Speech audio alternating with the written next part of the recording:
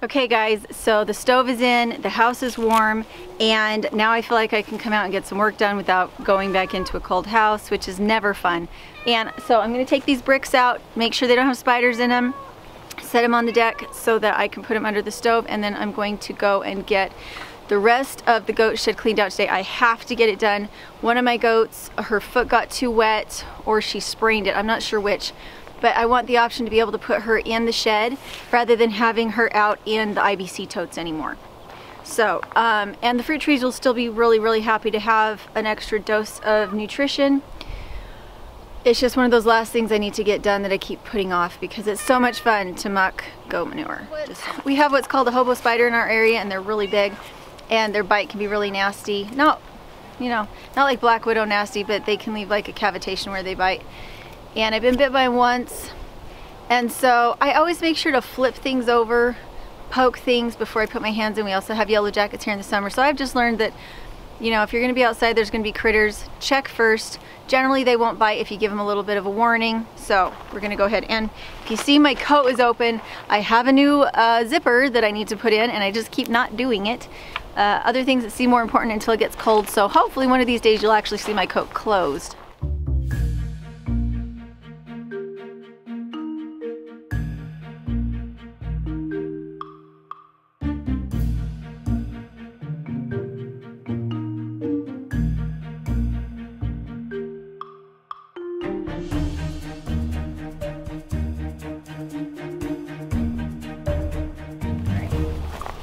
I can already see I don't want this scarf down. So usually what I'll do is I'll loop it around the back and maybe down my arm so that it's not getting at things. It wouldn't be such a big deal if I had a zipper, but it's okay. We'll fix it because I just really don't want it to get dirty.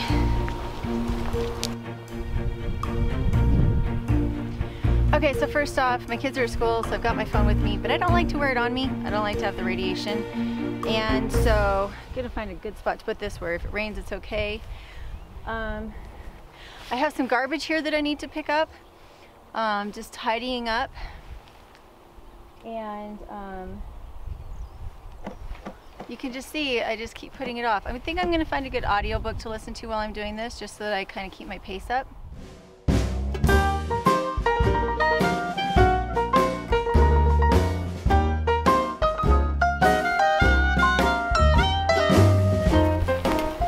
You already know that I use hoses for drip lines, old hoses that are broken down, but I also use them as tethers, as, what are they called? This is the cover for the rope that I put around new trees when I brace them for the wind. So I will cut it about to there, I'll loop a piece of twine through it, and then I'll tie the end to the stake that is around the tree, and this is the part that goes around the tree itself so that it doesn't get rope burn. So I keep this.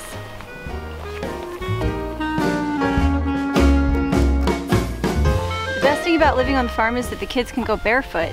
And so what they'll do is when you tell them they can't go barefoot, they'll go bury their shoes somewhere so that you can't find them and make them wear their shoes. This was from 2 years ago.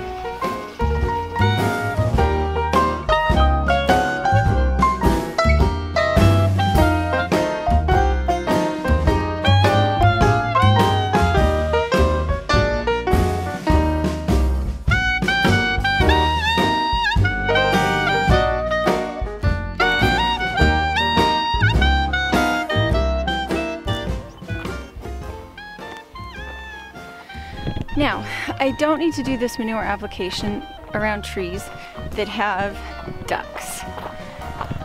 The ducks go in and they root out all the weeds, they get the roots, and they poop anywhere that there's water.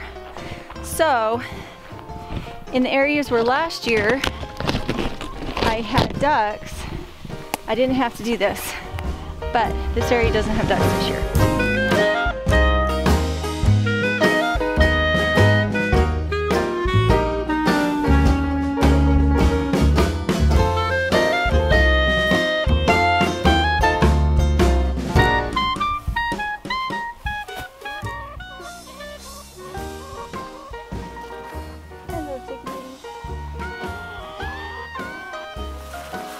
And chickens just don't seem to cut it.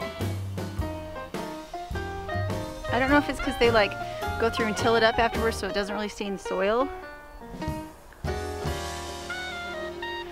Or if their poop is just different, but ducks work a lot differently.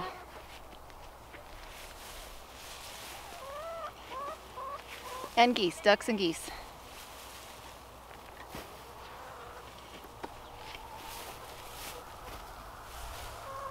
Now, if this was really soupy, you know, really fresh manure, I couldn't do this. I'd need to put down cardboard and straw first so that the carbon and straw could help eat some of that nitrogen. But this is old manure that's been mixed with bedding for a long time, so it's okay. It's not too rich. It's more humus than just plain manure.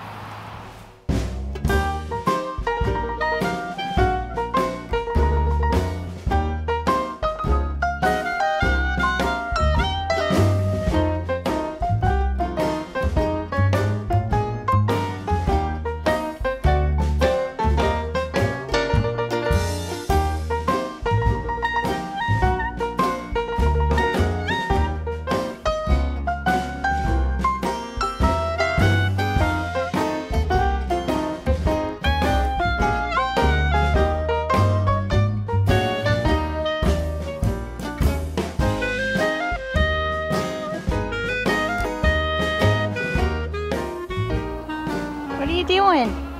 Huh?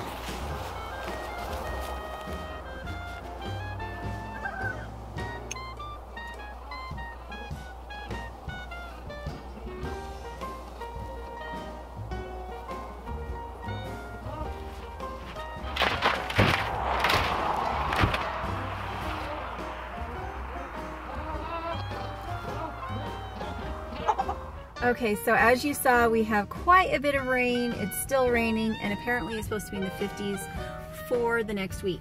So I wanted to show you, my mom got these at a secondhand store like 6 weeks ago, and she found a couple different pair for Kaya winter boots. Kaya does not hold on to heat as well as Paige does. She's just a little thing, and so we have snow boots out ready for those little feet. I've already been to the secondhand store. I got cushions for the top of my crafting loft so that we can sit and read more comfortably. We were putting blankets into pillowcases as cushions, but they're a little hard, a little weirdly shaped, and it doesn't make it real comfortable to go up there and read. So I got 3 pillows. I got 4 pillows so that there's a pillow for Paige, a pillow for Kaya, a pillow for me, and to lean up against. I got Kaya 2 pair of pants that have some spandex, and so hopefully they'll stay up. The reason I don't put my girls in jeans is because they don't stay in jeans. They always fall off their little butts. Okay, so it is still raining. Not like real rain, but like drizzle rain. But this is a pretty good rain for Idaho. It took us 2 weeks to go through a 2-quart bottle of kerosene, running 3 lamps, about, I don't know, maybe 4 hours at night, all of them at the same time. Okay, here we go. So it's cheaper here at Cal stores than it is anywhere else I've seen. It's $10 for one of these. And if I'm using it less at night, then if I didn't have quite so many lanterns going. So there is a cost exchange between electricity and being off-grid and living with other sources of fuel.